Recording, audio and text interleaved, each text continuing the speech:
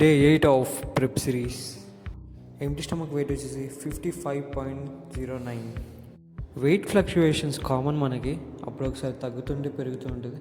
అలా ఎందుకంటే మనం వాటర్ ఇంటేక్ కానీ ఏమైనా ఎక్కువ తీసుకుంటే అలా వెయిట్ ఫ్లక్చుయేషన్స్ అవుతాయి. అండ్ బ్రేక్ఫాస్ట్ తినేసి మనం కాలేజ్కి వెళ్ళిపోయాం.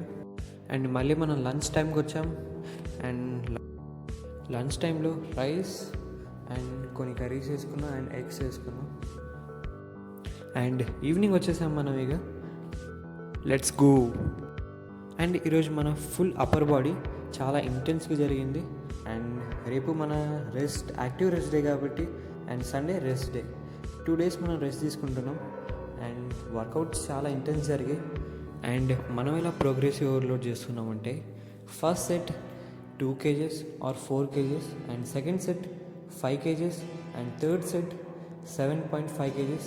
అండ్ వీక్కి ఒక రెప్స్ అయినా పెంచుకుంటున్నాం, సెట్స్ అయినా పెంచుకుంటున్నాం. అండ్ వీక్కి మనం ఒక 1 kg ఆర్ 2 kg పెంచుకుంటున్నాం. అండ్ లాస్ట్ మనం చేసిన థర్డ్ రెప్ అది మన వార్మప్ రెప్ అవుతుంది. అండ్ మనం చాలా వేరియేషన్స్ చేసాం అండ్ కొన్ని రికార్డ్ చేయలేదు, సిగ్ అనేది ఒకటి ఏడ్చింది కాబట్టి. సో వర్కౌట్ అంతా అయిపోయిన తర్వాత అండ్ ఇంటికి వెళ్ళిపోయాం.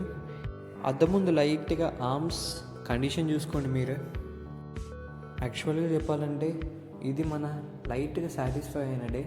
సంథింగ్ ఏదో ఒకటి మిస్ అవుతుంది రోజు ఎడిటింగ్ టైమింగ్ కానీ, అండ్ మన వర్కౌట్ మీల్స్ కానీ, అండ్ మన వర్కౌట్స్ కానీ, అండ్ మన స్టడీ కానీ.